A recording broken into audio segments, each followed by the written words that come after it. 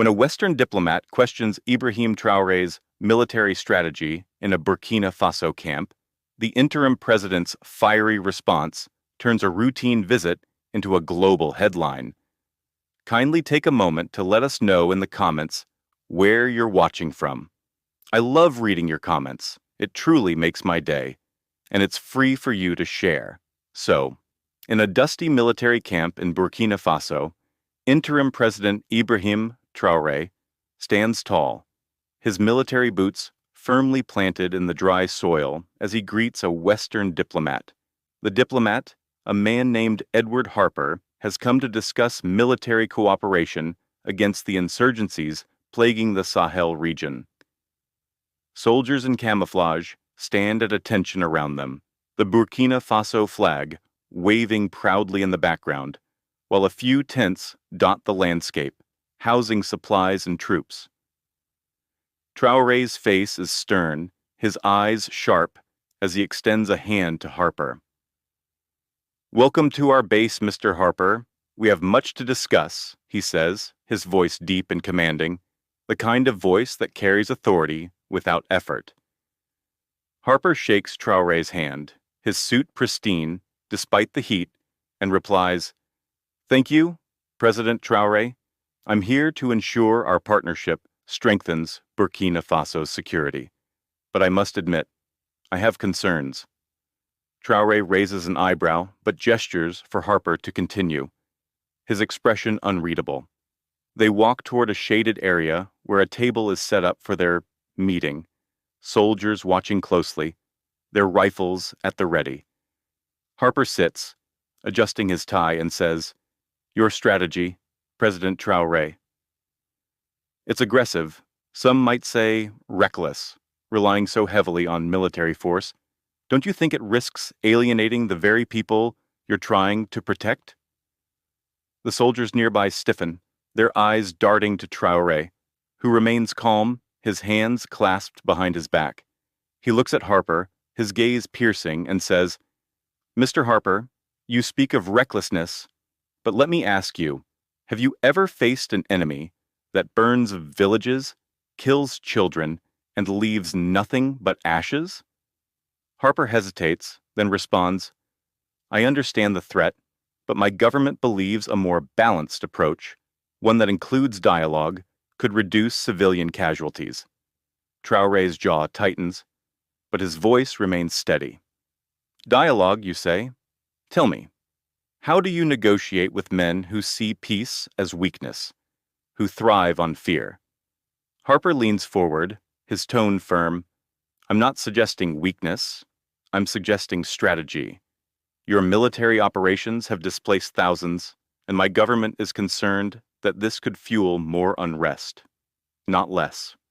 Traoré steps closer, his voice rising slightly. "You speak of displacement, but you forget why it happens. My soldiers risk their lives every day to push back these terrorists. And yes, it's messy. Yes, people flee. But what's the alternative? Let the insurgents take more land, kill more of our people?" The soldiers around them nod subtly, their loyalty to Traoré clear, while Harper presses on, "But at what cost? President Traoré, your operations are draining resources, and civilian trust is eroding. I've seen the reports. People are scared of your troops as much as the insurgents." Traoré's eyes flash with intensity, and he leans in, his voice now a low growl. "You've seen reports, have you? Written from the comfort of an office thousands of miles away? Let me tell you something, Mr. Harper. My people aren't scared of my troops. They're scared of waking up to find their families slaughtered. They're scared because the world, your world, has failed them. Where were your balanced approaches when entire villages were wiped out?" Harper blinks, caught off guard, and says, "We've provided aid, training. We've been here," but Traoré cuts him off. "Aid that comes with strings. Training that doesn't match our reality. I'm not here to play games.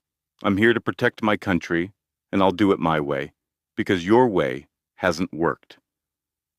The tension is palpable, soldiers gripping their rifles tighter, watching the exchange. As Harper tries to regain control, I'm not questioning your commitment, President Traoré. I'm questioning your methods. There's data showing that military-heavy strategies often backfire. Look at the Sahel. Violence has only increased. Traoré straightens, his voice booming now. Data. You want to talk about data. Let me give you some. Since we intensified our operations, we've reclaimed 3 provinces. We've cut off insurgent supply lines. And we've saved countless lives. You want to talk about backfiring. What about the peace talks that let these groups regroup? What about the years of inaction that let them grow? Harper shakes his head.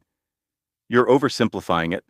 Military gains mean nothing if you lose the people's support.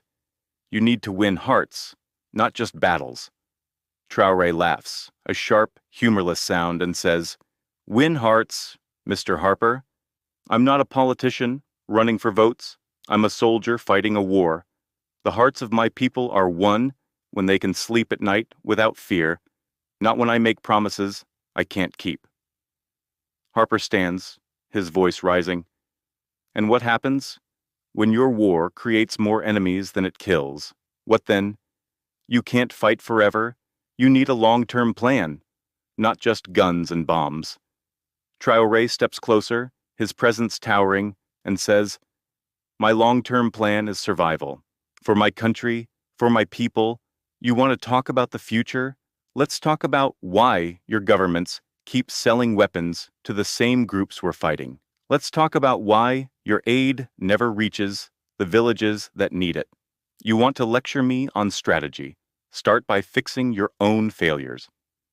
Harper's face reddens, and he snaps, "That's a bold accusation. President Traoré, one you can't prove. My government has been a partner to Burkina Faso, and you know it." Traoré doesn't back down, his voice steady. "A partner who watches from the sidelines while we bleed. I don't need partners like that. I need allies who understand our fight, not critics who think they know better." The soldiers erupt in quiet murmurs of agreement, some nodding, others whispering to each other, as Harper takes a step back, realizing he's losing ground. "I didn't come here to argue. President Traoré, I came to help, but if this is how you want to proceed, my government will have to reconsider its support."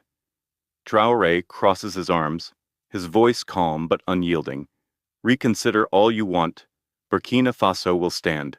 With or without your help, we've survived worse than your disapproval, and we'll survive this too."